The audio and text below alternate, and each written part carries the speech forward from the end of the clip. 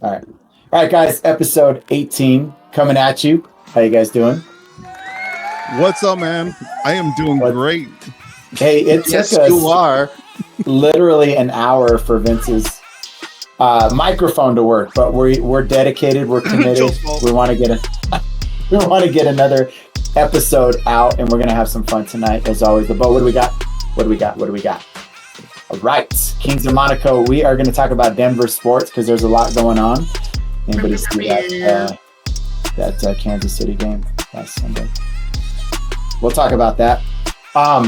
Quick trip to DC. Labow is going to show us a slideshow of some of his stuff. Talk a little bit about history and his trip that he just had. The new president-elect, good. Let's share some of our thoughts on that. Good versus evil. And then finally, this one I can't wait at the end, the top 5 console games of all time, or consoles of all time that play games. So console game, the consoles that you play games on, right? Yes. Well, any console, best games. Gotcha. Any console, the best games on whatever console you like. It could be Atari, it could be Nintendo, it could be Sega, it could be whatever. Could be all of the above. Xbox. I like it. Chalico. Super cool. Well, let's jump in. I feel like we're already warmed up. We've been waiting for things to work for an hour, literally an hour, probably even more than an hour at this point. Thanks, Vince. Sorry, fellas. Sorry, but not sorry. I think. All right, let's hop in. What's going on in Denver sports right now? I'm gonna say my quick radical piece about the Chiefs game, and then you guys can chime in on it. But my perspective, I guess, is where I'm going with it. I think that Denver decided to settle for a field goal at the end instead of having that killer instinct on third down. It was like 3rd down and 7. They're at the 15-yard line. They decided to hike the ball, move over to the other hash, down the ball for a kicker to hit a kick. And so, just that non-killer instinct is what really I wanted to highlight and point out as far as my disgruntledness towards the game and the losing. I think at that point, dude, they were really trying to run down the clock because they're playing against Patrick Mahomes, who has a really strong arm, right? So, I mean, you give the guy 10 seconds. I mean, it's within the realm of possibility that he'll do something crazy and weird. But I think that it was probably the right move statistically to run down the clock and kick a field goal. But I will tell you, we've talked about whether or not the NFL is scripted. Have you guys seen the shots on TikTok with that lineman just like folding over? Yeah, that seems suspicious to me. No, dude, there's a whole like film of him doing this. This is like, I don't know how many times it shows him over and over. Just falling over like that? Yes. Yeah, and foresight. And so Mark Schlereth explained it the most. The guy's been he's a close to Hall of Fame lineman. But dude, you're supposed to hold for a second and then back off. And it kind of explains like this, and I know we've all done it where like you're playing tug of war with your kids and then you like let it go and they fall, but it's the opposite way. So you kind of give them that resistance and then they try to push so hard they kind of just fall over instead of just letting them plow over you. So I mean, dude, it's just ridiculous. If he's on the field next week, dude, I might like just say, Sean Payton, you don't know. But that's his philosophy, or that's the strategy of the special teams? Like, what are we talking about here? That's how you're supposed to do it. Yeah. Dude, you're supposed to hold for like at least a second, like, and then do the fall back. But he just decides to like let him push him over and look like a cockroach on the ground. Well, dude, I don't know, didn't man. even get pushed over though. That's the weird thing is like he didn't even get pushed over. He just fell back. Looked like they went. Well, it's the whole depending on somebody to just kind of fall over you instead of like just step on you and use you as a kind of a bouncing board. Well, use them as a step to get height to block a kick. Use his stomach. I mean, he probably farted like when he pressed on his stomach, like. There was another issue too. Is it should have been illegal formation in the rule change? Yes, you should be lining overloaded. up. Yeah, it should have lined up equal men on each side of the snapper, and they had 7 people deep on one side and 4 people deep on the other. So that's another thing that could be to the conspiracy of the fact that there was no illegal formation called, which they have called multiple times throughout this season. And what about the other? Someone else mentioned that the kicker kicked it low, whereas, he's such a good kicker and they know they're like precise, right? And they were saying that the kicker probably could have kicked it over the guy's head, but didn't. So they're, some of those conspiracy. I don't blame it on him. Did he do it on purpose? Their timing was pretty perfect, Yeah. I think. I just think Kansas City is not that great, and I think if you were to flip a coin, they just happen to land on heads every time. Every single time. It's like 50-50. It's like if we all did a coin flip and I just happened to get heads 9 times in a row, that's them right now, in my opinion. Yeah, they're not dominating teams. They're not dominating anybody. So the week before, speaking of flipping coins, did you see when Mayfield, the Bucks, Mayfield, when Kansas City won the coin toss? Yeah, Mayfield was like, "That's it."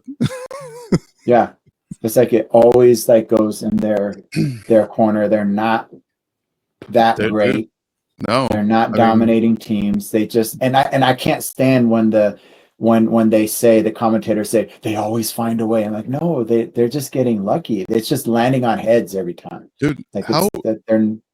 And the call on third down when they're going down to drive, that should have been a sack, and they would have been punting that ball.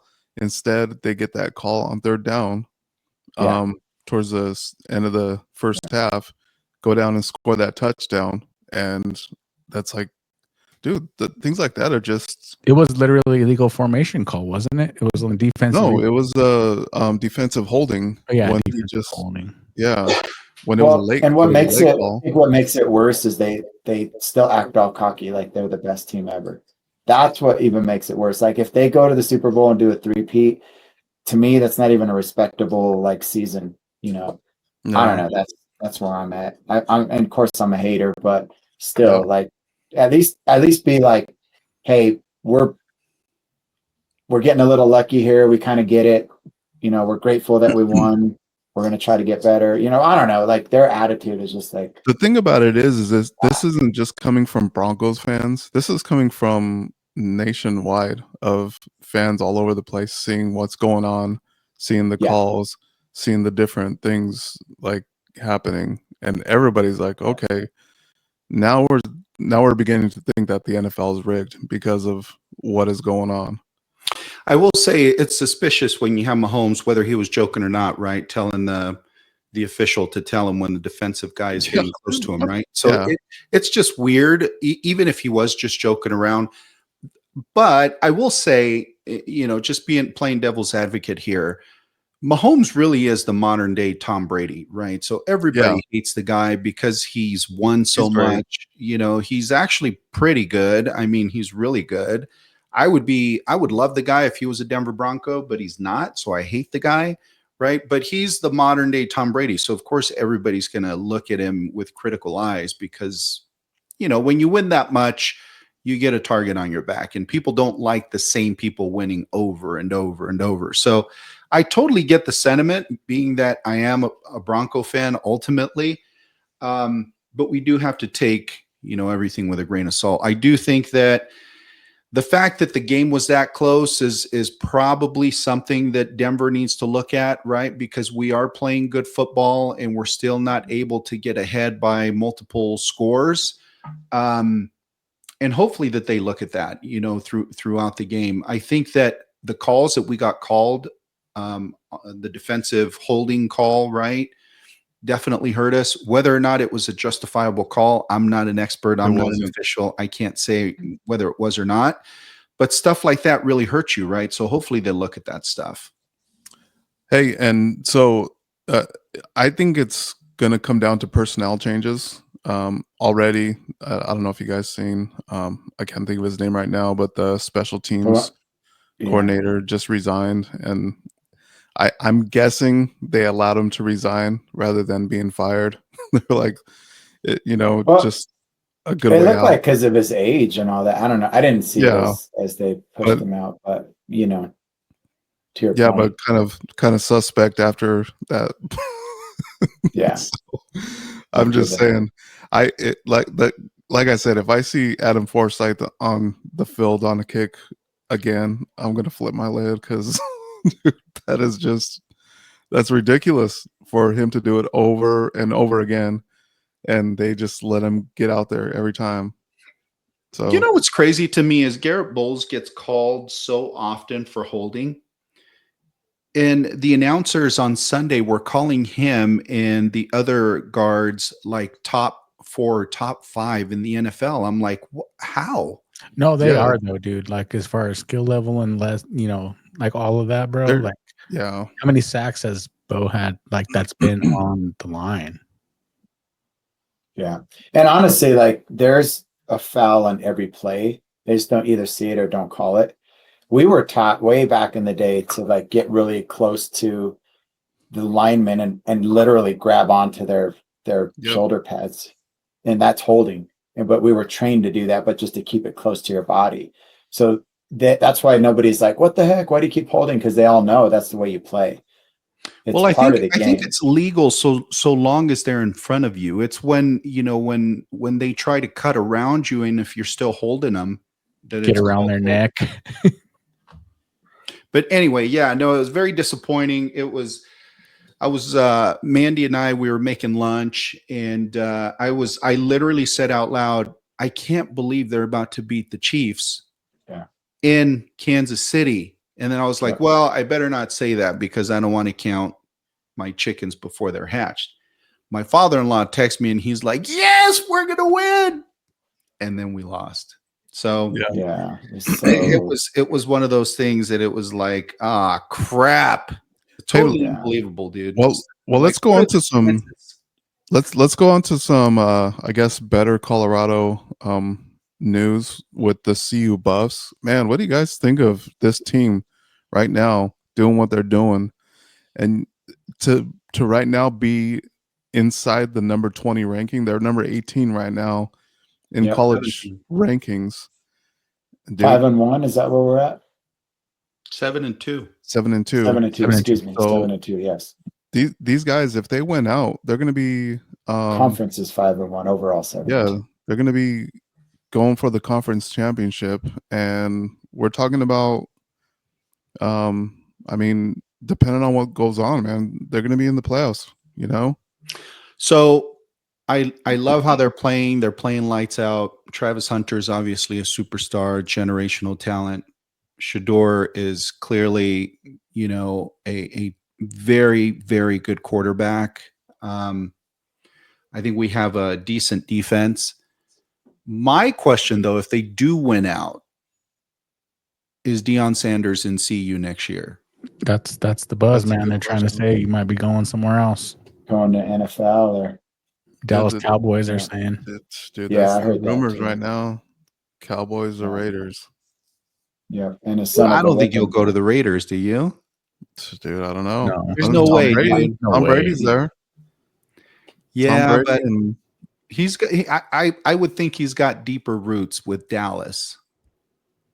I know, but Shador and Tom are pretty tight. So we'll see. We'll see. But I think he's going to go with this father-son will go together wherever they go. I think that's dope, dude. I love the fact it's sick. I love the fact that they're a team. You know what I mean? And I honestly, Shador's he's a good person. I mean, they asked him about the whole Heisman. I guess the Heisman. Him. Does he have hurt feelings about him not being nominated and Travis right now being in the top compared to he's like, man, I'm just happy for him, you know. He's like, he goes, I'm the one that throws to him. Yeah, I can see it as kind of us sharing it because I'm the one who throws to him. Yeah. So. And even Dion, his dad said it's Hunter over him. Like they keep it real. They keep it real. Yep. You know. Well, yeah. I mean, when you think about the details, right? I mean, the amount of play that Hunter is on the field, right? It's like you can't really compare him to anybody else. So you really do almost have to give it to him automatically just for that fact if they continue to win, right? Because nobody else is doing it. How else can you compare him? Yeah. Right. To anybody else? You can't. So I agree with Dion on that assessment. Yeah, because even Charles Woodson was like, I was doing it, but not at the level he's doing it. Like he's on the field way more than I was ever on the field. So it's something special that he's doing right now, which if he continues through this year, I mean, he should have been, I mean, he should be a lock, you know? Yeah. It really gives you appreciation though for Dion, right? As an athlete, like in his heyday. So not only was he a two-way player, but he was a two-sport player, right? So he actually anteed up on Travis Hunter. If they were going head to head, right, in both of their primes, you think about the fact that he was a two-way player at an extremely high level, as well as playing in the major leagues. Like that's just unfathomable. You know what I mean? That's wild. So it just gives you appreciation for his athleticism. Also, the appreciation for Dion. I mean, the dude must be doing something special because Travis Hunter could have gone anywhere. I mean, he could have been just anywhere, and he chose an HBCU school to go with Dion, you know, and then follows him over to CU, not knowing that CU was going to do anything, you know, being that they were, I mean, only had one win this season before. So, it goes back to like him casting a vision, being a great leader, in my opinion. Great coach, but a great vision caster.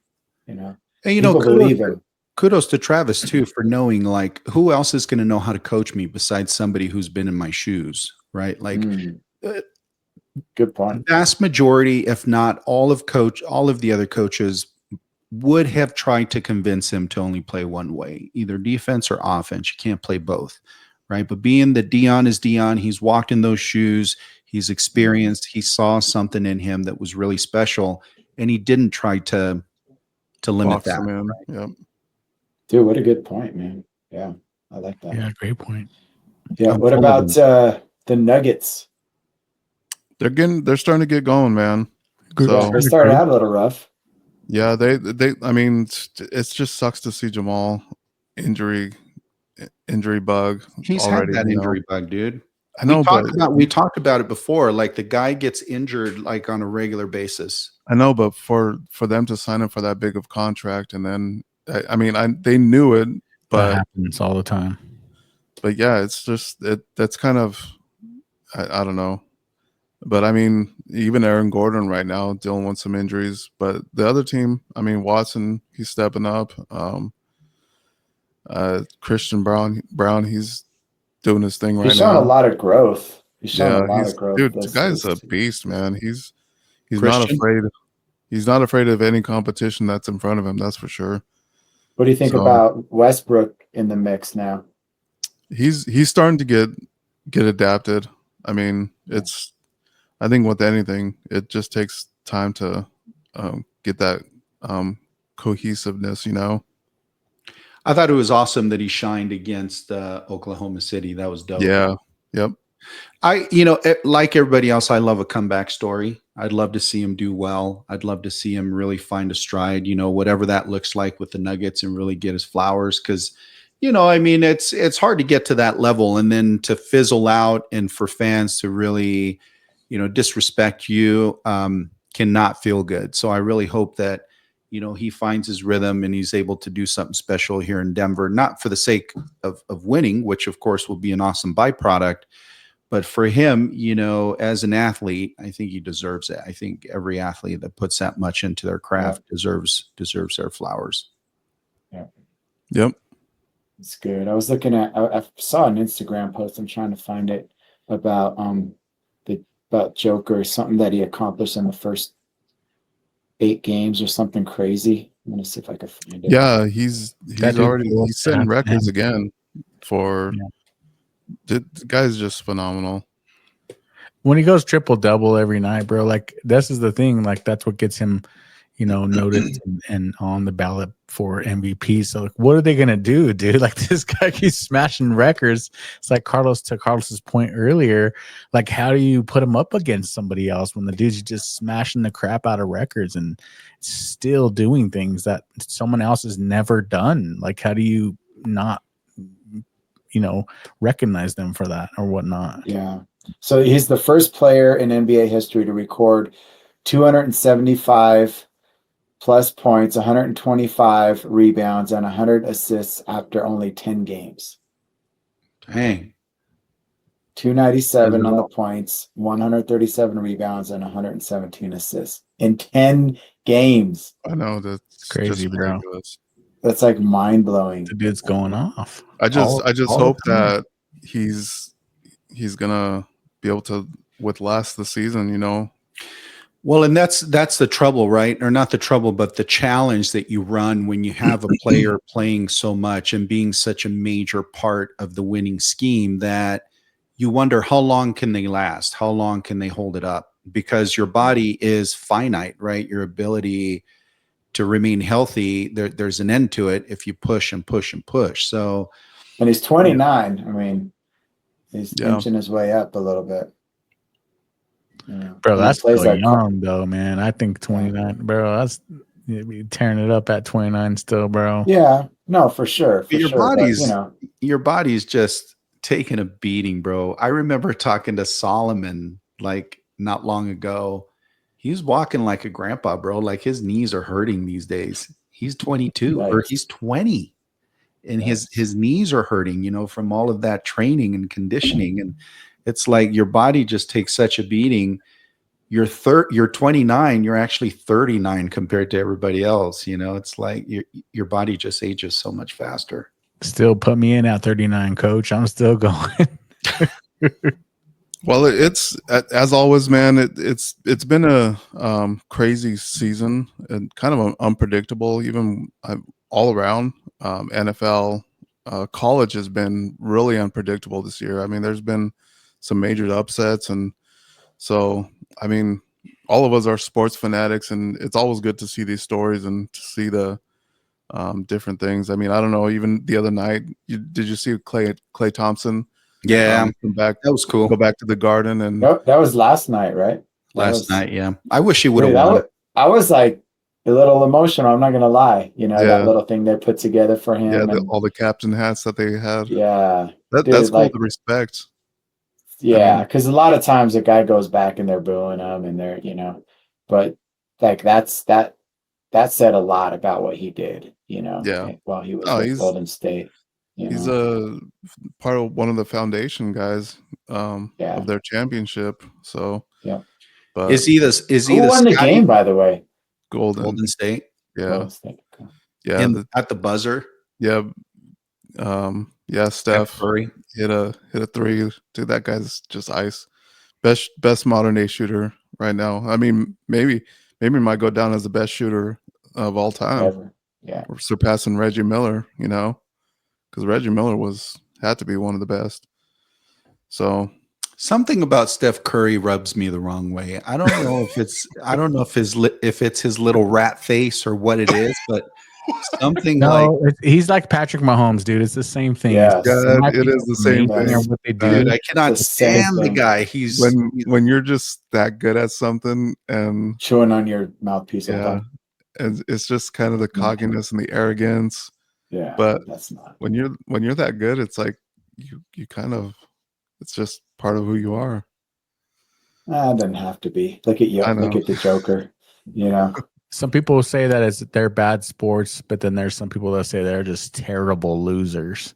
I don't know, Joe. I mean, Mahomes and Steph, dude, they're just terrible winners, I should say. Terrible winners.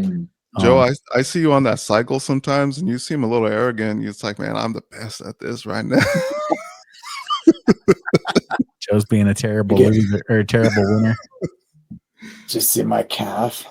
Just kidding. He's all shimmying, riding his bike.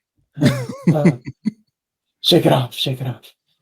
No, yeah, man. Funny. I don't know. It's something about it. Maybe it is the winning element that I don't like, but he's just like, I just want to trip him and watch him fall in front of 20,000. Dude, take it easy. I know, right? Just want to see him go down hard. I don't want him to get hurt. I just want to embarrass him, is what I'm saying. Maybe I should have a 3-point challenge against Steph Curry. Steph, if you're watching this, let's go, bro. Monaco. Let's go, Steph. I'm gonna.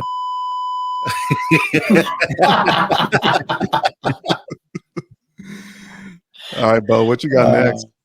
Yeah, the Bo's gonna do a little presentation for us. Hey, we need some presentation music. Hey, presentation music. Oh yeah, this could last forever, but let's get through it. Jeez, he's trying to tell you something right now. Oh, he's like this. He already forewarned us that he was gonna take forever. So just come on. Okay, all right, dude. Let's go. LeBeau's a wealth of knowledge. Just give it up. Do we have music to this? Real quick, this picture, look at it's crazy, right? See, it says bombs bursting in air. This is Fort McHenry. It looked like chemtrails to me. Just kidding, dude. Right? Is that music to this? No, there's no music to it. No, I thought I heard music. I'm like, not right now. Because I'm proud to be an American. Right? I mean, it's clear. It's chemtrails. There's an airport nearby, all that good stuff. But look how that looks. Isn't that like I did not plan that? That's dope, dude. Happened. So that's a dope pick right there. So with people that don't know Fort McHenry, what Fort McHenry was, is when the British were invading the United States and trying to take over after the War of 1812, they bombarded this fort for 25 hours. And Francis Scott Key was out negotiating the return of safe soldiers back to the American side of America. And that's when he wrote the Star Spangled Banner, and this is where they raised it. So when they is there a non-American side of America? Well, it was British territory at that time, dude. Gotcha. Baltimore was actually under the control of Lord Baltimore, which was he's not an American type at that time. So this was when this all happened, and that's why he wrote the Star Spangled Banner, bombs bursting in air, and all that stuff. Love it.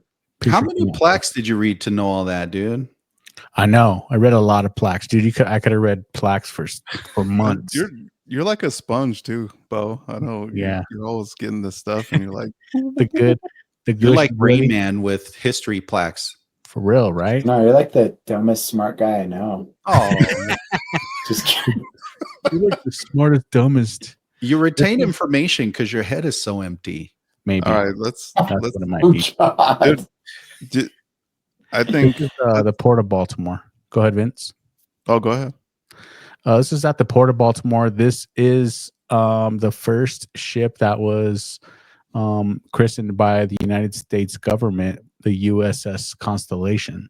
So this ship actually fought in the war against France and sunk all their battleships and all that stuff. And this was this is a sailboat, fellas. There's no motors on this thing. This thing like is the Black Pearl, bro. Dude, like the Black Pearl out on the ocean. There's no oars.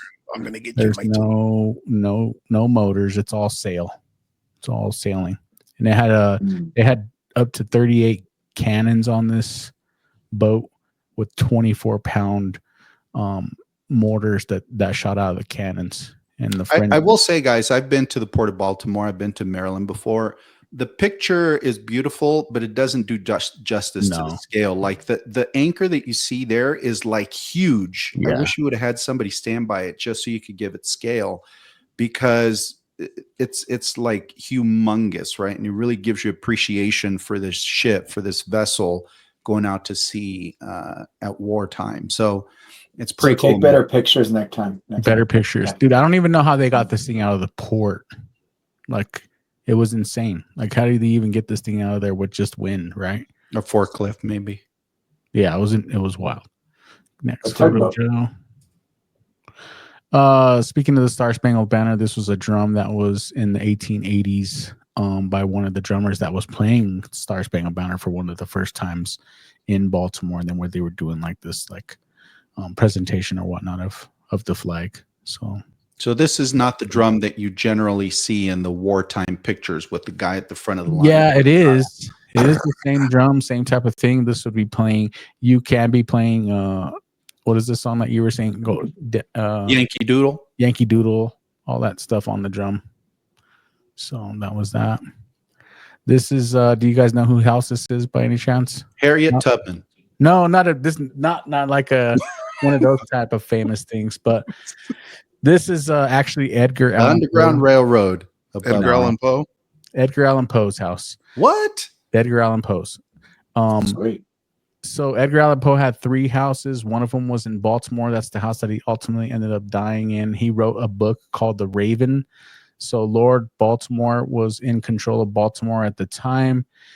Edgar Allan Poe died and wrote the book The Raven, and that's where they came up with the Baltimore Ravens. Oh, wow, dude. Yeah, You so I actually went out to the whole reason I went out here to Baltimore was I went out for the Bronco game that we were speaking about, the Broncos doing so wonderful. We got our butts kicked in that game, but I went to Baltimore first and we, toured all this stuff, and this is where we got the history lesson of what was going down over there. At least you got something good out of Baltimore, right? Right, for sure. Good. This house. So this is the house of Mary Frances or something like that. Anyways, this is the house that was. Looks like you went on Saturday at 4:11 p.m. Yes, and was the house that she took 16 days to actually stitch together the Star Spangled Banner. So the actual Star Spangled Banner was built or was made inside of that house. The original flag. The original flag was made there. Beautiful. She got paid. I thought that was Betsy Ross. No, her name was Mary something. So, what's Betsy Ross's role in this whole ordeal? I'm not sure. Look it up. Better check it out. So a lot of these pictures are just of the amazing history of United States. I mean, yeah, that it's such a cool. I mean, I've never been to any of these. I've passed through, kind of like, oh yeah, there's a White House, there's this, there's that, but never really got to like take it in. It's so cool. Is this your first time actually? Yeah, taking all of this in. First time going out there, first time doing all of that. And those pictures that you guys just saw, that's not even in DC. That's all in Maryland. That's not even in DC. Yeah. That's stuff that happened near there. So I do want to qualify for those wondering. So Betsy Ross, also known by her second and third names, Ashburn and Claypool, was an American upholsterer who was credited by her relatives in 1870 with making the second official U.S. flag. So that's where Betsy Ross came in. This was the first one. So this was made by Mary. It was a Mary by the name of Mary. Hey, we got our facts on this pod. Come on. Yeah, for sure. First and second. Here's a fact for you guys right now. Good look out. Good look out, Chuck. This is that's Carlos for those of you U.S. This is at the base of the steps. The base of the steps of the U.S. Supreme Court. This is what it looks like. You're not really allowed to tour inside the U.S. Supreme Court, and they had a court case going on, so you were definitely not allowed to go in there at that particular point in time. Were they trying to prosecute the president-elect? Possible. I'm not sure.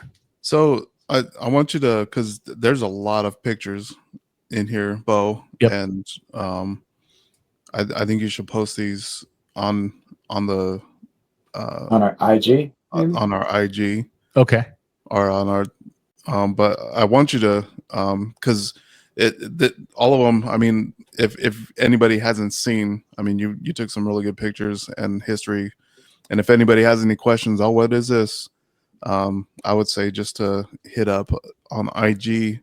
But I want you to go to the picture of you in front of the White House, because this was on the day of the election, wasn't it? I didn't actually put that one in this file. All right, well, let's keep moving then. Moving past that. Vince is basically trying to say you're taking forever. So no, I'm enjoying the show. I don't know. All right, an instigator, bro. Tell us about this one. What is this? Go back one, Joe. So front picture. This is like half the building. You're not even seeing it all. This is the Mint? library, U.S. Mint? Library of Congress. Oh, Library. The Library of Congress was huge, dude. Like this is a big, like before technology, man. Like it was about reading and whatnot, right? Like this is huge. Like we're, you're good, Joe. Carlos, dude. Carlos, you're like that horrible person on Jeopardy who's guessing all the wrong answers. I was going to say, like, this is only half the building. It didn't fit. It's like when you're taking a picture of Carlos's cheeks. Carlos is like, is this? You can only get half his fat head in there. So you got to like back up like 10 yards. Yeah. Just kidding. All right, go ahead. That's a lot of stonework when you look at that. This is inside the Library of Congress. This is in the main reading room of the Library of Congress. Wow. Bro, there's so much wood and like mahogany or whatnot. Like there's desks in there. They have the old traditional like lamps that are on top of the desk. It's like insane, dude. It's crazy. Dude, look at that ceiling, bro. That's the ceiling in the foyer of the Library of Congress. It kind of reminds me of the capital of Pennsylvania in Harrisburg. They have very similar architecture with the mosaic tile and all that stuff, dude. It's insane. The stained glass mosaic tiles. It's on the floor. It's on the walls. There's marble everywhere. There's columns made out of marble. Majestic, yeah. Statues made out of everything. It's insane, dude. This is the Gutenberg Bible. They have a lot of naked statues in there. Vince wants to know. Yes, they had a lot of naked statues, dude. That's for sure. I love this part. That's how they rolled it. So the Gutenberg Bible, you guys know? I'm asking for a friend. You guys know the thing behind the Gutenberg He's Bible? asking for a friend in his pelts. Oh my God. Next artifact. The Gutenberg Bible was it was the first printing press Bible. So they would have scribes that would write the Bible out. It would take them like 3 years to write down the whole entire Bible. Like the Hebrew, actual Bible? Yeah, the Bible. So in like Hebrew or whatever it may be, that would take them 3 years to do this. Well, this was the first production printed Bible, and they ended up doing 180 copies in the same amount of time. So there's only about 50 of them left. I wonder if Eli helped with that one from the book of Eli. Maybe you guys didn't get that. This isn't a building that you guys. This isn't a building that I did not expect to go into, but they had just like amazing like architecture inside. Once again, it's DC. It's like whatever. Did it smell like cigars in there? It looks like yes, a cigar lounge. It smelled like cigars, books, and old wood and like mold. So yeah, perfect. Very musty. Very musty. Musty. Very so you know those old politician dudes wore their mustiest cologne to smoke cigars. Yes, that was actually in the Shakespearean library. Makes sense. I often smoke cigars and wear my mustiest cologne when I read Shakespeare. This one speaks for itself. This is Ford's Theater. You guys remember what went down at Ford's Theater? Next slide. Yes, I do. That is the president's box. Abraham Lincoln. Abraham Lincoln was shot at Ford's Theater. So what actually happened was they were up in the box, right? John Wilkes Booth comes from behind. There's a little small door that's behind the president's box. They actually had a door, and he used like this big piece of wood, and he like pried the door open, and he went in there and he shot Lincoln in the head. One of Lincoln's friends was there with his wife and both of their wives. He actually fought John Wilkes Booth inside of the president's box and stabbed him. John Wilkes Booth jumped off of the president's box and onto the stage. You see where the bottom of the ladder is? That's the stage of the Ford Theater. Wait, so the boxes are facing out towards the audience? The box was actually on the side of the stage, like probably the worst view ever. Huh. And that's the president's box. Did you happen to research and find out whether or not it was an inside job? Didn't go that far, but John Wilkes Booth did think that he was a hero for shooting Lincoln at the time, because this is the time of the Civil War, right? This is the time where Lincoln was trying to free the slaves. And so John Wilkes Booth thought that if he were to shoot Lincoln, he would be a martyr, or he would be a hero to America.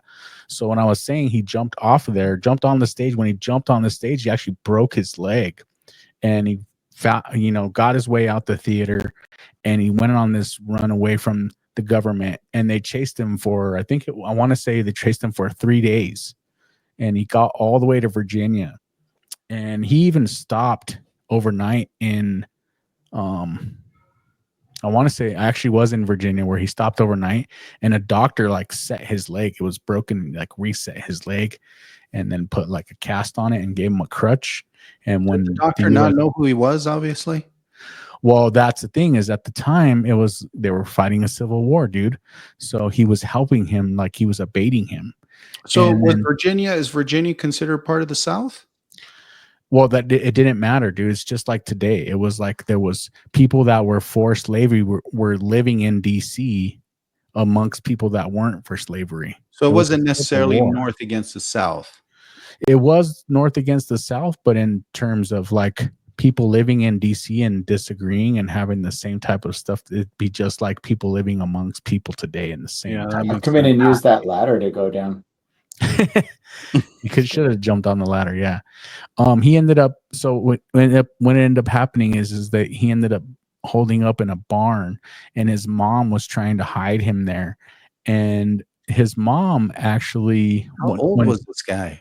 John Wilkes Booth? Yeah. I think he was in his 20s. And whoa, no way. He was that young? I think he was like 29, dude, but you'll have to check the facts. But his mom actually was holding him up, and they killed him when they found him and whatnot, when they set the farm on fire and whatnot. But then his mom was actually the first person in history in DC to be hung. She got hung, dude, for her son's atrocities against the president. Oh, that's interesting. Huh. Picture of Lincoln, dude. This thing is 3 stories tall. This picture does not do it justice. This thing is gigantic, bro. It's so huge. It's crazy. It's 3 stories from the base to the top of the head? Or yeah, bro. 3 stories from the shoes to the top of the head? From the base to the top of the head. It's like 3 stories tall. It's insane. Wow. It's incredibly big. This is a picture from, so if you're sitting in Lincoln's lap and you're looking out towards the Capitol, this is a picture of the Washington Monument and the Capitol. That's a really cool picture there, Bo. Yeah, this one is if you're at the Lincoln Memorial, and you look to your right from the Lincoln Memorial, kind of like in a triangle. This is a picture of the Thomas Jefferson Memorial. So Thomas Jefferson has probably like a 2-story tall bronze statue inside of this like overture dome that's inside of there. It's lit up at night. This is the U.S. Capitol. So this is where Congress meets. This is where all the laws and the Senate and the House of Representatives and all that kind of.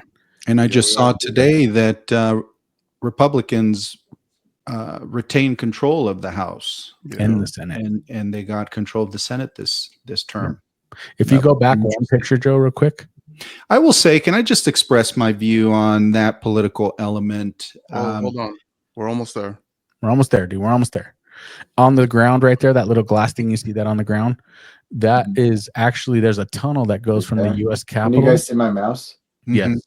Yeah. Yep. There's a tunnel that goes from the U.S. Capitol underground over to the Library of Congress. And that's how Thomas Jefferson used to, basically that's how they used to all get over to the library to go study and so on and so forth. For security reasons. Yeah.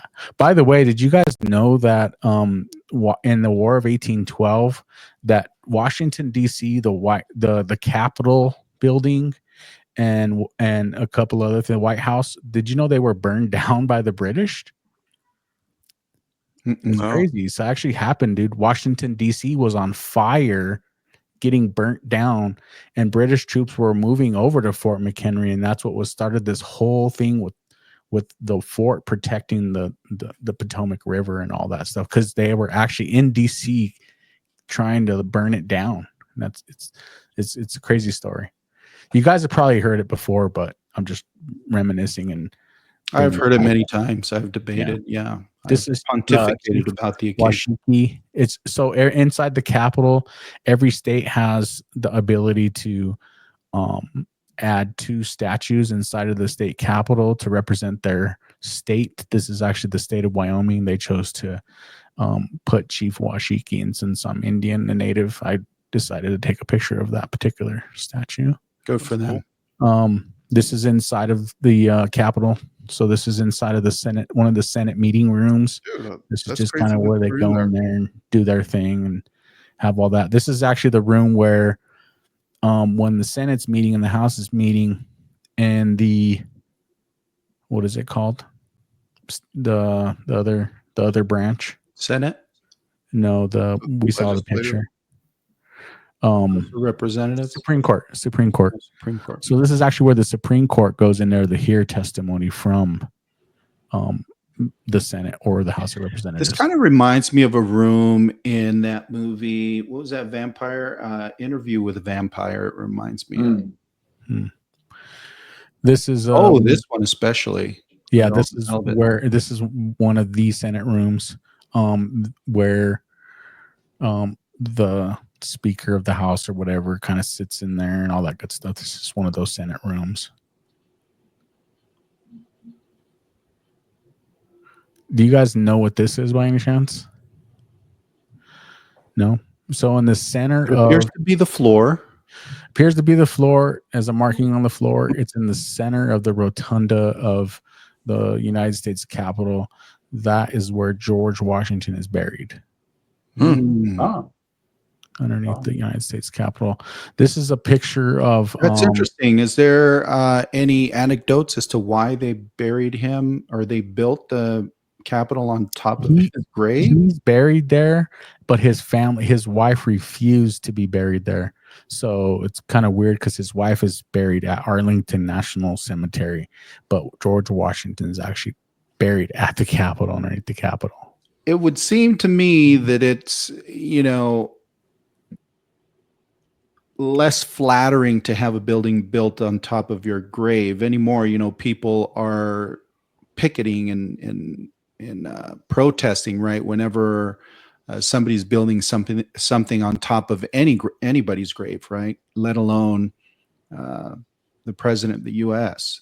held in such high regard. It's really, things go backwards. Crazy. Things take a turn, right? It also seemed. Oh, we'll get to there, but anyways. But yes, that's where he's buried. This is just a statue that I thought was really cool. I went to the Native American Museum, and this is a statue that they had in there. Are they Native Americans? They don't look like it. Yep, some natives and some it was like the statue of colonist right there. It was like a statue of like peace treaty. It was the peace treaty statue. That was what it was. So did you say colonizer, Vince? What was it? The colonizers. Yeah. Yep. This is just an old rare antique. One of the only old rare antiques that they had at the Native American Museum. And this kind of really got to me because I go into all these other buildings and there's just like tons of artifacts. I'm showing you guys just a glimpse of things, but there's like millions of artifacts of books and things of like the United States as it was built, and they're like old artifacts from like the 1600s, 1700s. Even in the Shakespearean library, the Book of Romeo and Juliet's from like the 1400s. Like all these old artifacts, but this is what like one of the only old artifacts that they had in the Native American Museum from like it was like 1870 or something like that, which isn't that old compared to everything else, and kind of got me upset. I'm like, they try to erase us basically. That's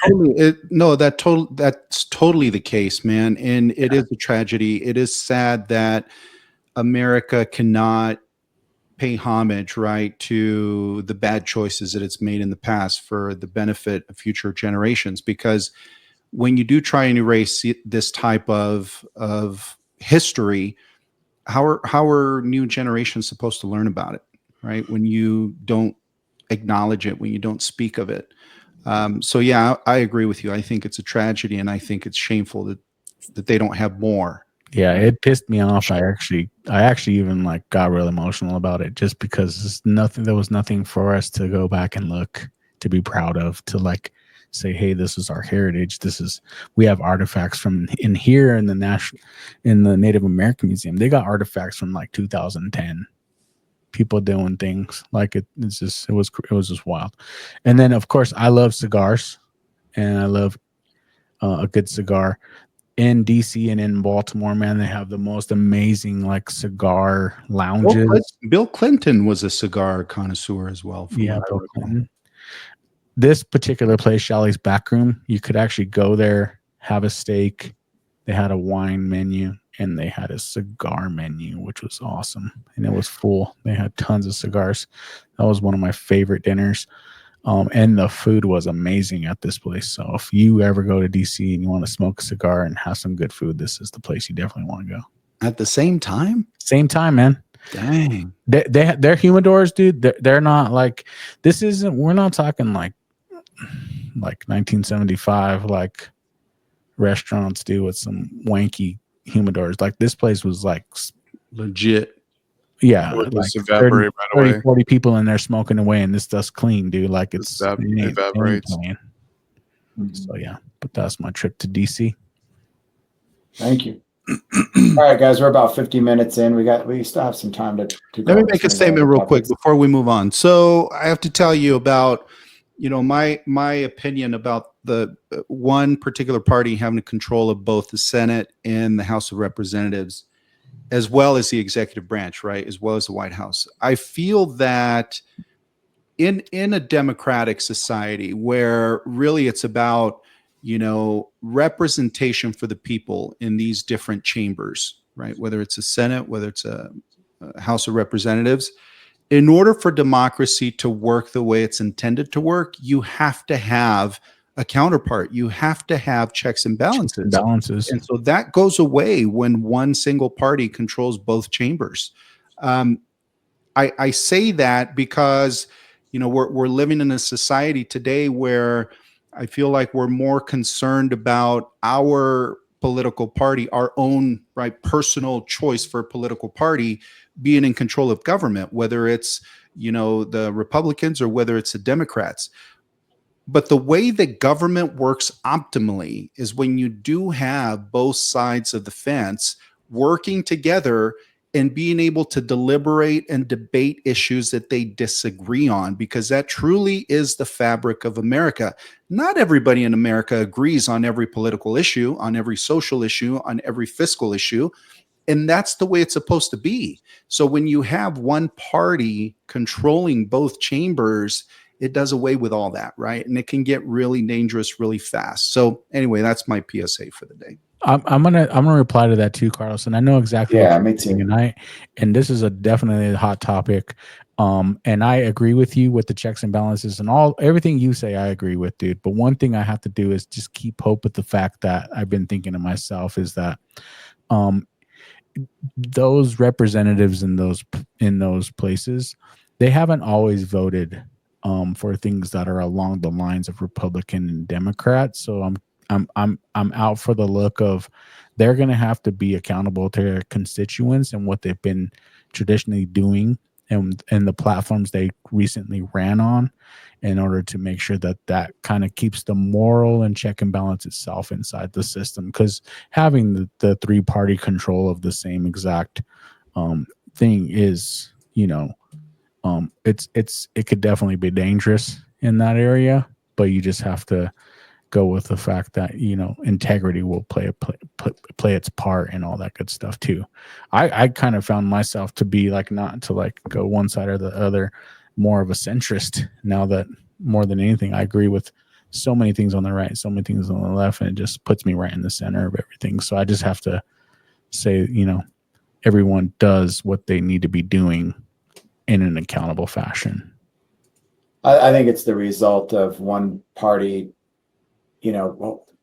controlling the information that's been going out the last 4 years too, though. That's the result. Like, people get tired of that.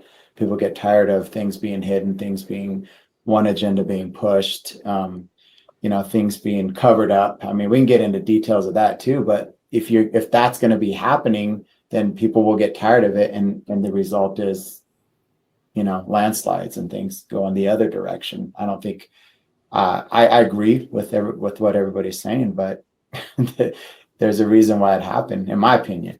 So and Labow, you said something that is spot on, that like a lot of the people in one party have been like, well, that's not the way our party was designed, so I'm gonna like get over here and try and help this party to kind of I guess have more balance. So in saying that, Carlos, hoping that a lot of these people who have possibly even been part of the Democratic Party, who have shifted over to the Republican Party, are able to restore some balance. We're hoping that, right? Or vice versa. Well, like RFK and Tulsi, like that's the examples you can give right there. Perfect. Yeah. Do you know what's freaky though too? I forgot to mention, I did not plan on going. I planned on going to the Baltimore Ravens game, Broncos, dude. I did not plan it going there at this exact time of the election. That was not planned. And it was like 9/11, bro, on election night. There was not a soul in that city. That was actually the night that we went to go take the pictures of all the nighttime stuff of Lincoln and Jefferson and the Washington Monument and all that stuff. Crazy. There was no one around, dude. You would thought it would have been total opposite. Dude, there's no one on the street, bro. Nobody. There was cops on every corner. No people anywhere. Nowhere. There was like scooters and bikes just abandoned everywhere. Do you guys feel like this is kind of a calm before a storm, or do you feel like everybody's kind of like just tired of the conflict and everybody just kind of wants a peace, and you just see what you see on social media, and there's those few out there, but the majority of even both parties are just like, we just want this to work, and we want us to get on a track that's going to have resolve the next 4-8, I mean, how do you guys feel? Do you feel like something's going to happen the inauguration day, or what do you guys think? I don't think anything is going to happen. I think if it was going to happen, it would have happened if Trump won the election, and it would have went down the same in DC again. They were bracing for that, dude. They were ready for that stuff. So there was a presence, police presence. Dude, there was so much. There was so many police out, bro. It was insane. And even the locals, talking to the locals there in Washington DC, they were all kind of bracing to see if Trump ended up winning or losing, what was going to happen. All that. But yeah, there was. I think if it would have went the other way, there might have been something might have happened. But being that it didn't, I don't think that nothing's going to pop off, honestly. Yeah, I mean, it's hard to say. I will tell you, though, that there were, prior to, Trump being announced the president-elect, there was a lot of chatter, on extreme right-wing channels about all sorts of crazy stuff happening, right? And I'll tell you, man, that's the type of stuff that heightens everybody's awareness. I mean, it got me to go out and target shoot. It got me to go out and get some additional ammo. It got me to go out and, fill up a couple gas tanks just in case, right? So it really does affect the common day person when you have that type of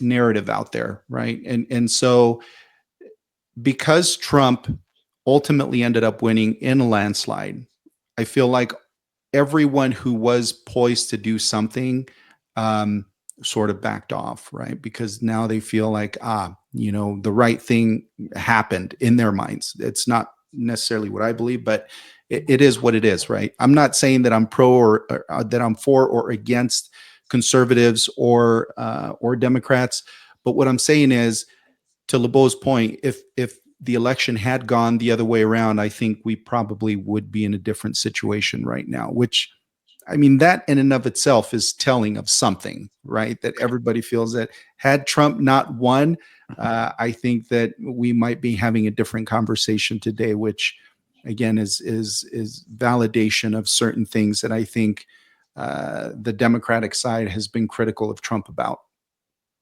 And that sounds really unfair of us to say that, Carlos, but when we talk about characteristics and just track record, typically people are saying that conservatives are related with guns and this and that, they're more violent and this, that, and the other. So maybe that's where the rhetoric comes from. Maybe that's where the stuff comes from, which is very unfortunate. And if that is the case, I apologize that maybe, but I think that's really unfortunate that view comes out in that way, I guess. Yeah, no, absolutely. Again, I don't want to come across as though I'm championing a certain, political position or not. I'll echo what you said. I'm definitely more of a centrist myself, where I do agree on some of the, conservative fiscal policies, but also on some social agendas. I tend to lean left a little bit, right? And so I tend to be right smack in the middle, like a lot of other people that live in the U.S. But yeah, I mean, based on what happened 4 years ago and the fiasco that happened, right, when Trump lost, I think a lot of people would surmise that had he lost again, we might be facing more dramatic situations than we are today. So we'll leave it at that. But politics is a dirty place, man. It's a dirty land, and it's really tragic, because at one point it really was a noble practice. It was a noble thing to be, considered a leader in your community, to where your community elected you to be their voice, to be their representative in a very special, sacred place, right? In a place of government. That, I venture to say, is no longer the case in American politics today, right? It's gotten very cutthroat. It's gotten very divisive. It's gotten very polarizing. And it's unfortunate, because, to my comments earlier, in order for Americans to really benefit the most from their government, they need to have a government that can debate freely, but can also find a way to collaborate and also find a way to work together. And those days seem to be long gone, right? It seems like anymore today, in order for any bill, any piece of legislation to pass through the Senate and through the House, you have to have control of both chambers. Otherwise, you're going to be, locked the entire time. Government doesn't work that way. But what was it though? Was it better before? I mean, look at going through a civil war, going through exactly presidents that have been assassinated. Maybe it was better. Maybe it was better at the state level, but at a federal level, I think it's always been kind of just. I mean, there's always been that tyranny and fight of this is my view. I'm going to keep it. This is my party. I'm gonna live and die by this party, and which to me it's like, man, that I don't know if I've ever really thought that way, because I've never thought of it as like I need to be a part of this, and if I'm not, I'm going up against something, I don't know. It's just it's sad when somebody's so pulled into one side and there's no pulling them out, regardless of what side you're on. Of no, I'm not going to hear anything you say. I'm not going to, I don't want to hear anything you say, because there is a lot of, I mean, and Joe, you would know this too. I mean, there's biblical principles on each side of the party that have been displayed, but the ones that are not, or are, it's like almost you trying to use that, especially in churches, churches who lean one way or the other, they're trying to use that. And I don't think that's right, man. There's some parts that I just don't feel like, especially when it comes to that, it's like we live and die under one leader as a Christian, but I mean, I don't know. Maybe I'm going. I'll give you my perspective. No. I mean, my perspective is that, first of all, what you said is absolutely spot on.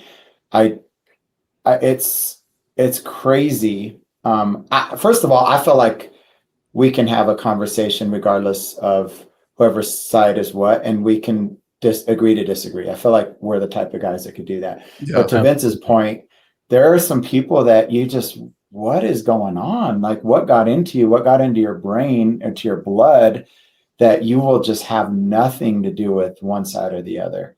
Like it's affected your life, your emotions, your family, your friendship. Like, it's crazy, like how much that has happened. And it's I don't get it. Like, I don't have to get somebody else's political view but I'm not going to go there with my feelings about them. You know what I mean? That's because just your convictions are your convictions, and right. you know, you're not gonna like put that on somebody else because their convictions are their convictions, you know? So the challenge that I see coming from the church perspective is, I've always told our church over the years, when it wasn't like such a heated climate that it has been over the past 8-10 years or longer, vote with your convictions, vote with the person whose policies align mostly with our values as Christians. And I could preach just a sermon about life and how God feels about life, and it'll come off as one direction, as a right wing. You know what I mean? That's the challenge that pastors have right now. And some of them, to your point, Vince, will just completely lean into it and say it, and then I could just preach a message based off of principles that relate to a wall, or relate to abortion, or relate to, and all of a sudden, boom, you've totally went in one direction if you're just preaching biblical principles. I don't know if I'm making sense or not. Yeah, dude, but it's been twisted so much by both sides, and that's where the confusion comes in. Is because it's just been it's just been twisted the way that people think. It's because I mean, at the end of the day, guys, I mean, Vince, I think hit the nail on the head. There are principles that Democrats believe in that are 100% biblically based and supported by the Bible, right? Taking care of the elderly, taking care of the widows, being a socialist mindset, I believe, right? Is a Christian. And then there are also principles that lean into the right-wing agenda, right? The abortion issues, the gay issues, the LGBTQ issues that seemingly contradict, or not contradict, but are at odds with biblical principles. So to Labow's point, I think that both sides are guilty of weaponizing things like that are very near and dear to people's hearts, right? And try and pull them out, or pull them towards their side. The byproduct of that, though, is that there is a bigger divide today than ever before, and it's irrefutable, dude. You can't even argue against it. People feel more strongly today about their politics than ever before, and that divide between Democrats and Republicans is wider than it has ever been. Now, I'm not going to go out and say that it's it's the result of one specific person or two people. I think that it has happened over the span of time. I do think that at one point in American history, politics were a noble thing. Presidents did respect each other. They competed. I watched video of Ronald Reagan talk about, his good friend George Bush, and he was talking about essentially how he respected him, right, when they ran against each other. It was a gentle person affair. It wasn't nefarious. It wasn't underhanded. It was something that was done above board and with integrity. Now, of course, because people feel so strongly about certain beliefs, there are, certain citizens that do go to the extremes, right? Those people that try to assassinate presidents, those people that try to undermine the political system and the political process. You're always going to have those bad apples. But anymore today, I feel like there are more bad apples than ever before, right? Because that divide between the two parties is so much further apart. And that becomes very dangerous because, again, it's not conducive to a good running government. How can it be, right? When we can't even come to the table to deliberate or to debate a specific issue that we need to vote on, when we can't even stand each other. it goes beyond disagreement at this point and more about like hatred, right? So you're a conservative, you voted for Trump, well now you're a Nazi, right? Or now you're an automatic racist, homophobe, POS, right? Oh, you voted for Harris. Well, you're a socialist piece of trash that doesn't care about national security, right? You're unpatriotic because you voted for Harris and Walz, right? Those sentiments are not conducive to a good running government. All it's conducive for is more conflict, and ultimately it does end up bubbling up. So hopefully we can find our way back in America. I don't know if that's going to happen in 4 years or 8 years or not. I do tend to think that reset is going to have to come with probably a governmental political reset. What I mean by that is the political system probably is going to have to change in some way, in one way or another, not necessarily the foundation of the country. I'm not talking about changing, any of the historical documents that we have that governs this country. But I do think that the political process overall is going to have to be revamped. When you have a politician raising $1 billion to run on, that should be a red flag, right? Who needs $1 billion to market their case to be president? Who needs that money? And anymore, right? Turns out that they actually raised more than that or spent more than that, and now they're being criticized for it. So at some point, this country is going to have to think about the political machine, and probably it's going to need some sort of reset and create some sort of limitations for spending and all that stuff. But it's just the childish back and forth. It gets old too. We saw a little bit of respect with Vance and Walz when they had their debate. They were talking pretty civil.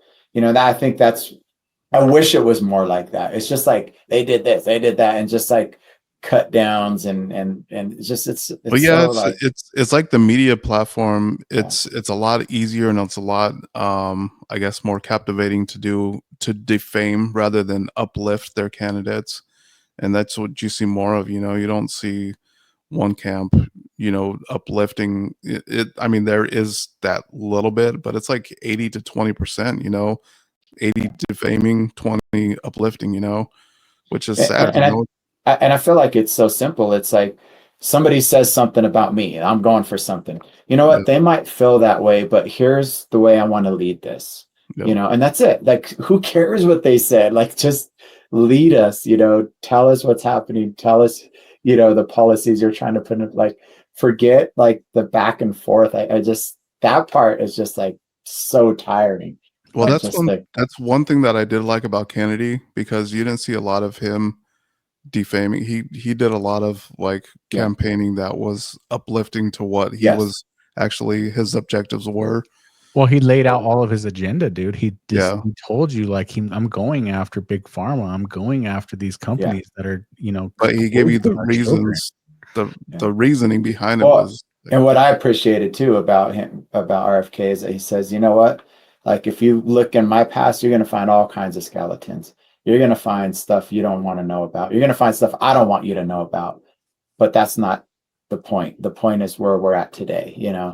Like, he was honest. He was just honest. That's why I really feel like the Democratic Party should feel a little ease, being that a lot of these people who were on the Democratic side are coming over to help along the Republican Party, because I mean, that to me is a big step, right? Yeah, Trump's actually appointing those people, dude, which that's a good thing, I think. One thing you forgot to mention, Carlos, with the government and the checks and balances, is that the Supreme Court is also controlled by the Republican Party at this time too. So they have really full control of the government at this particular point in time, which is scary, but yeah, let's just pray that, like I said, let's just pray that the balance does come with some of those people who have come over. And I mean, but I guess we'll see, right? Hey, I've got 2 jugs of gas that are going to hold me over, so I'm good. I thought you were going to start singing, "Hey, I got 5 on it." They're not even gallons, they're jugs. Everything gets so misconstrued, dude. At the end of the day, it's just like you don't even really know where people really are and all that stuff. If I were to tell you that, or what would you guess? So Abraham That's Lincoln, a real library behind you. Real library. No, dang it. Abraham Lincoln, dude. He fought for the slaves. He fought for freedom of the slaves, to be able to welcome people in, not shut people out, make them part of society, and all this stuff. If you were to say, was he a Democrat or a Republican, what would you think? Well, we all know what he was, but I know what you're saying. Yeah, you know, according to the media, he would be a Democrat. Like, yeah, media. According to the media, he would be a Democrat, right?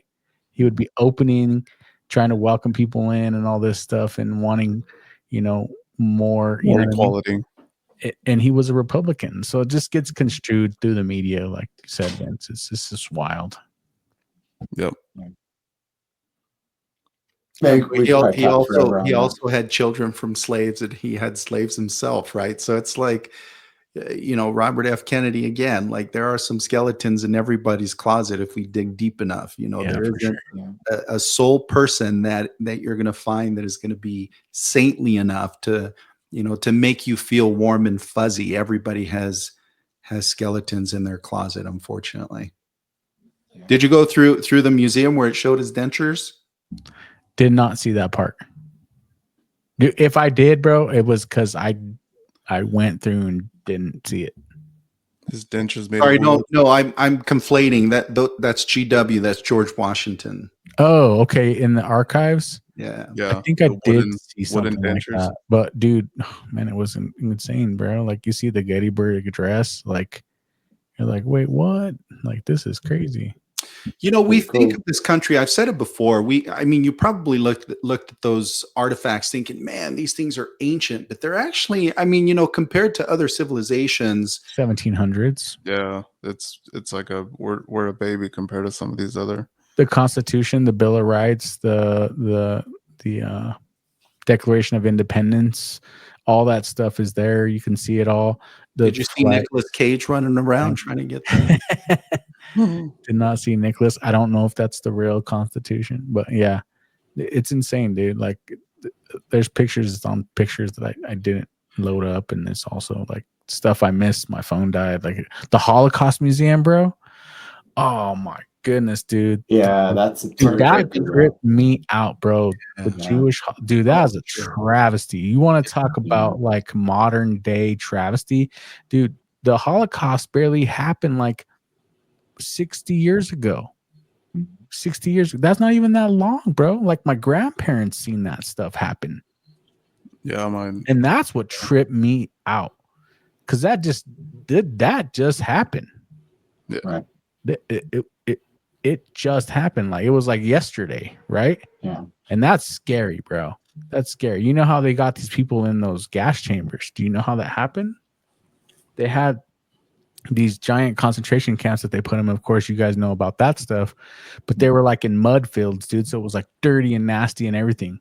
So in order to get these people to go down in the gas chambers, they told them it was a shower, dude.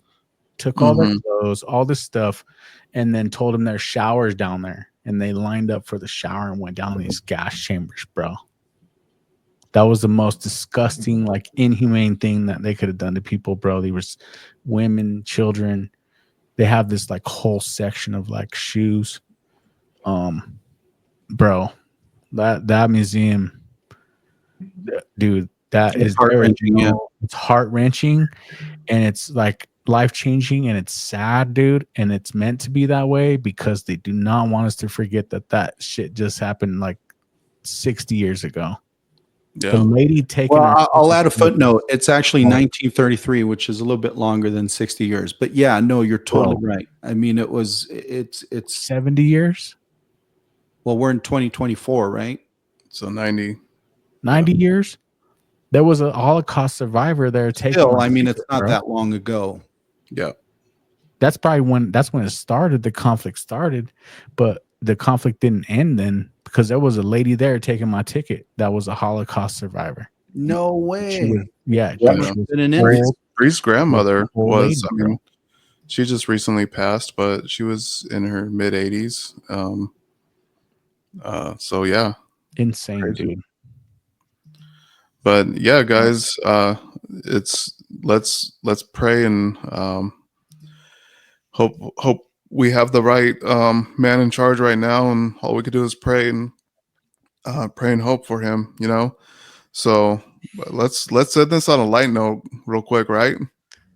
Let's do the top one game and the top one console. How about that? Okay, each one of us name a top one game. I'm gonna write mine down. You guys go ahead and go. We're gonna do the one top game on the console that you any love. console you want. Top game, but it can't be like that you played in the arcade. Anything. At home console. Home console, Carlos. Any game. No, but something that you a home version, right? A home console you're talking about? Home console. Okay. All right. Who's going first? I'll go first. Okay.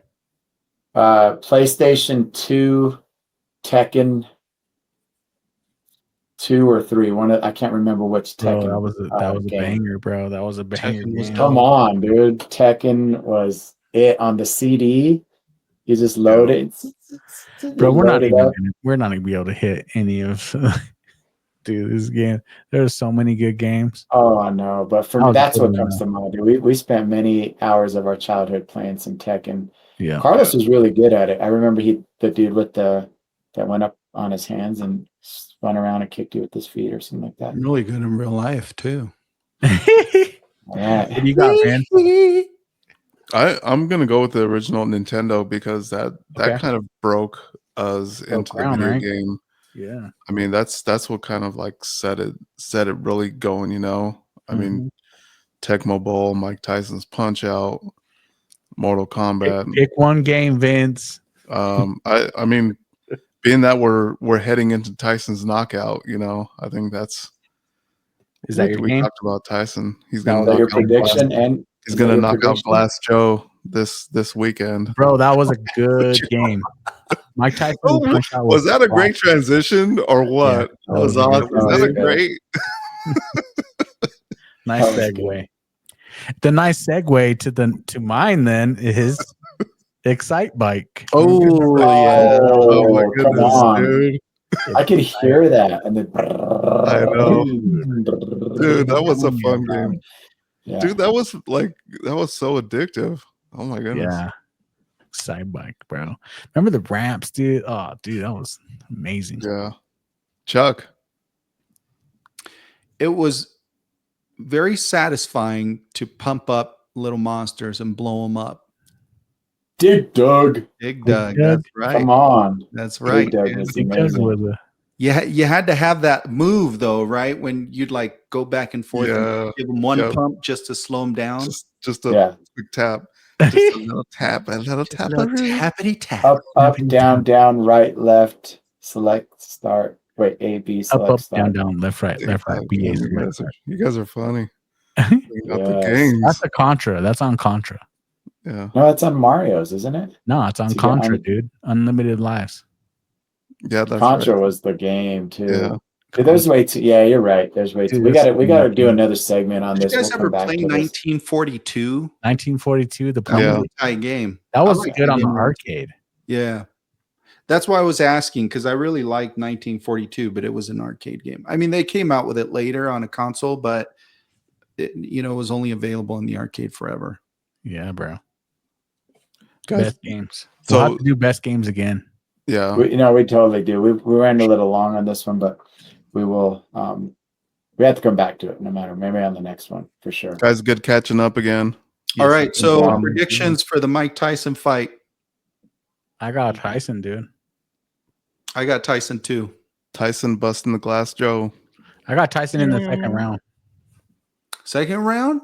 Yeah, it's gonna have to be early round. It's going to be Tyson in the first 3 rounds, only because his stamina might not be the same. Yep, it's just going to take endurance. It's going to take one punch, man.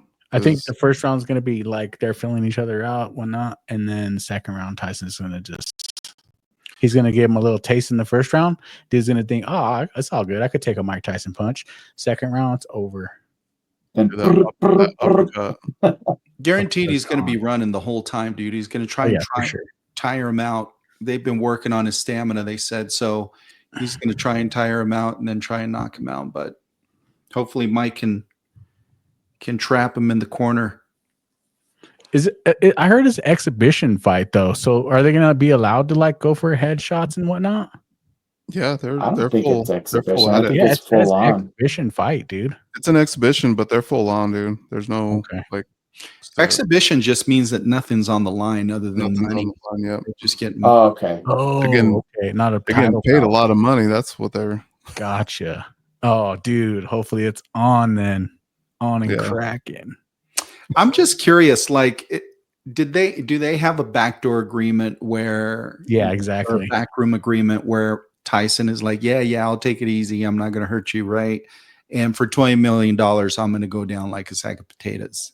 You know what I mean? Because part of me is like, I don't know, dude. Mike Tyson really was an animal, but he's not an animal anymore. He's very civil. Like, have you guys heard him talk lately? Like, even the current pressers, dude. Normally he'd be talking about eating some of these children and some.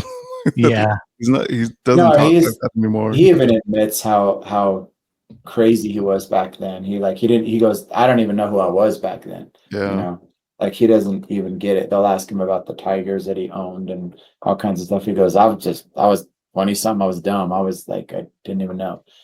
You know, so I agree with that, Carlos. It's interesting though, man.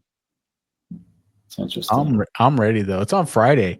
It's at the AT&T at the Dallas Cowboys Stadium too. Deion Sanders' future home. Deion's future home. Maybe. Don't even say that, bro. Yeah, I'm excited, dude. I'm ready. I'm ready for that to go down Friday.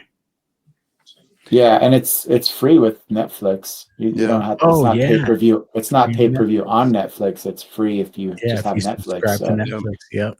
That's kind of a good deal. Yeah. It's kind of a good deal. So cool.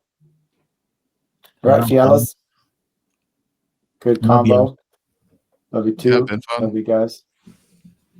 Yep. We'll see everybody on the next one. Be sure to like, subscribe, share. YouTube, Kings of Monaco, Spotify, Kings of Monaco. Put that picture of you in the White House, Bo. Put that picture of you in the White House. Turn the White House black. Let's go. All right. Later. Peace. Yeah.